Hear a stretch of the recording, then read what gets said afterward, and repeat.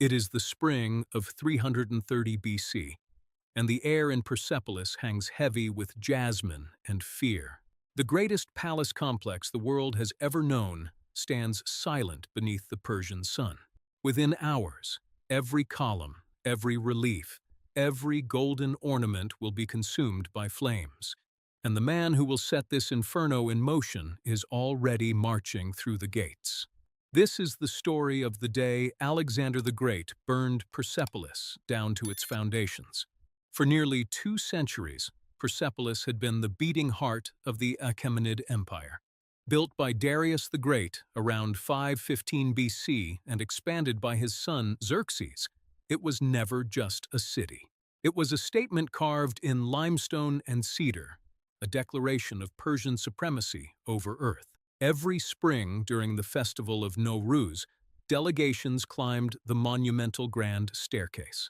They came from Egypt, bearing fine linen and bars of gold, from Babylon with silver and dates. From the distant borders of India, they brought exotic spices and precious stones and ivory. From the wind-swept steppes of Central Asia came magnificent war horses bred for battle. Gold flowed into the royal treasury like an endless river, silk piled high in the storerooms. The columns of the Apadana soared 15 meters into the desert sky, crowned with carved bulls. The walls were painted in deep lapis lazuli blue and burnished gold that caught the morning light. Artisans from across the empire worked for decades to create this monument to Persian power. The palace grounds stretched across 13 hectares of raised terraces overlooking the plain. This was the nerve center of an empire stretching from the Aegean Sea to the Indus River. But by the spring of 330 BC, that vast empire was collapsing into dust and blood and chaos. Alexander had annihilated the mighty Persian army at the Battle of Gaugamela the previous autumn. Darius III, the King of Kings and Lord of Asia, had fled east into the provinces in disgrace. He abandoned his ancestral capital and the tombs of his fathers without a fight or resistance. The royal family scattered like leaves before a storm, desperately seeking refuge in distant lands. The great treasuries had been systematically looted by corrupt officials as the empire crumbled. And now, the young Macedonian king, barely 30 years old, stood at the base of the Apadana. His battle-hardened army had marched over 1,000 miles through burning deserts to reach here. They stared up at the towering columns and painted reliefs with wonder mixed with bitter rage. For their entire lives, their fathers and grandfathers had been told Persia was invincible. Now that ancient myth lay shattered in the dirt at their feet like broken pottery and dreams, Alexander entered the palace grounds alone initially, walking through halls designed to humble kings. The throne room of Xerxes still held its massive cedar beams imported from distant Lebanon. Each single beam had cost more than a soldier's lifetime wages, brought across deserts and mountains. Persian carpets, woven with threads of pure gold, covered floors made of polished black limestone. The legendary peacock throne stood empty now, its precious gems already pried loose by desperate looters. The walls still bore frescoes showing Persian kings receiving tribute from every corner of the earth. Imperial guards in ceremonial armor had once lined these halls, but now only silence remained. But the true treasure of Persepolis lay hidden deep in the vaults beneath the great terrace. In those underground chambers carved from living rock, Alexander discovered what he had crossed the world to find. 120,000 talents of gold and silver rested in the darkness below. It was the accumulated wealth of 5 mighty kings spanning 150 years of conquest. To put that in perspective, it was enough gold to pay his entire army for decades. It would require 20,000 mules and 5,000 camels just to transport it all away. His Macedonian soldiers spent days and nights loading treasure, prying jewels from walls with daggers. They melted down ceremonial vessels of gold and silver, weighing everything with ruthless efficiency. Persian artworks that had taken master craftsmen years to create were reduced to raw bullion. Statues of Persian gods and heroes were broken apart for the precious metals they contained. And then came the fateful night that would echo through history for 23 long centuries. The ancient sources disagree violently on exactly what happened during those dark hours of chaos.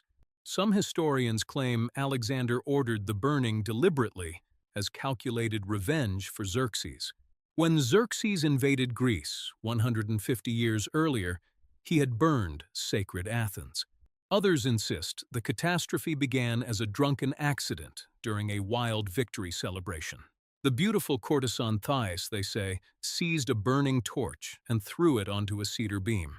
She cried out for vengeance against the Persians who had once destroyed her beloved homeland. What remains undisputed is this simple fact. At some point during that spring night, fire met cedar. The seasoned wood of Lebanon, dried by 150 years beneath the Persian sun, exploded. Flames raced up the towering columns with terrible speed across the cedar roofs and thick beams. They consumed the halls where Persian kings had received tribute from the edges of the known world.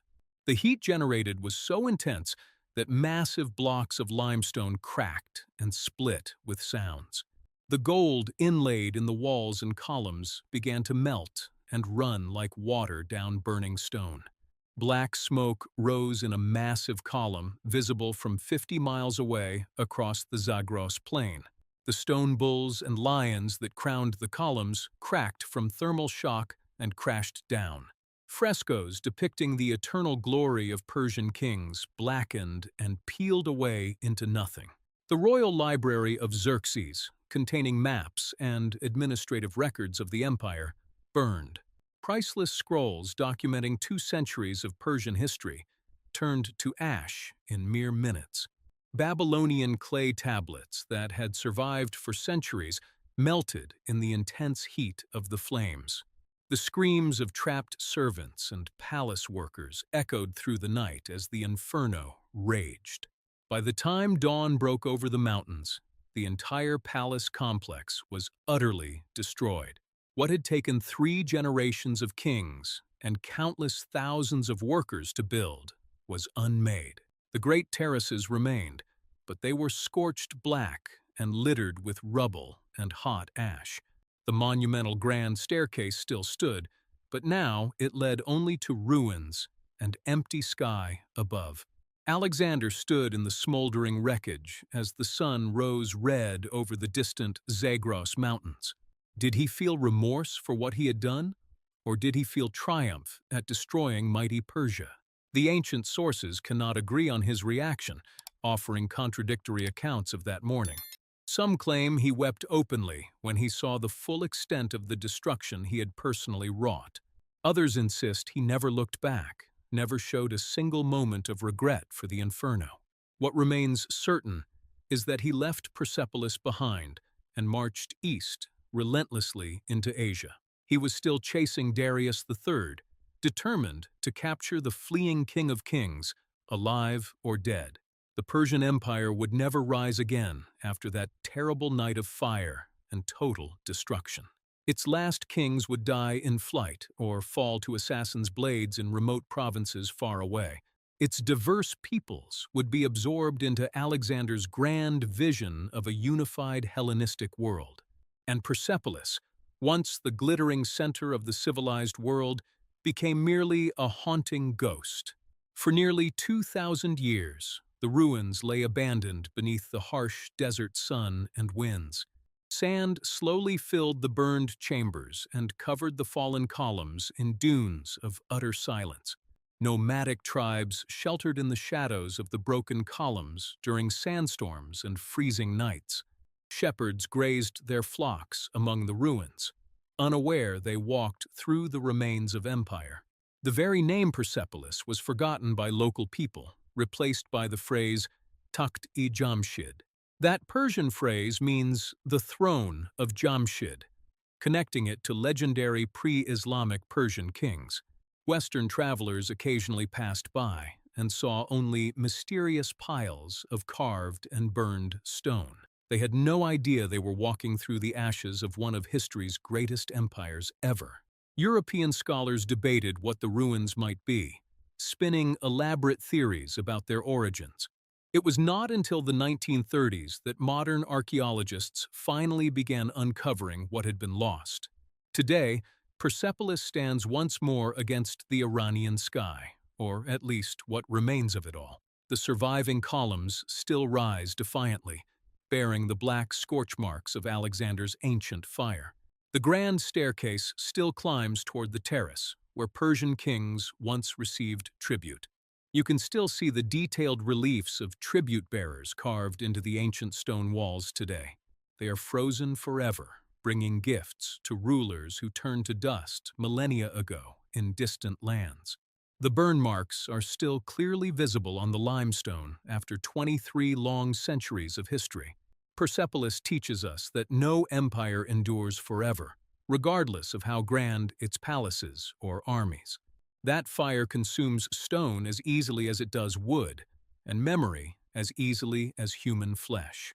That a single night of destruction and rage can echo across thousands and thousands of years.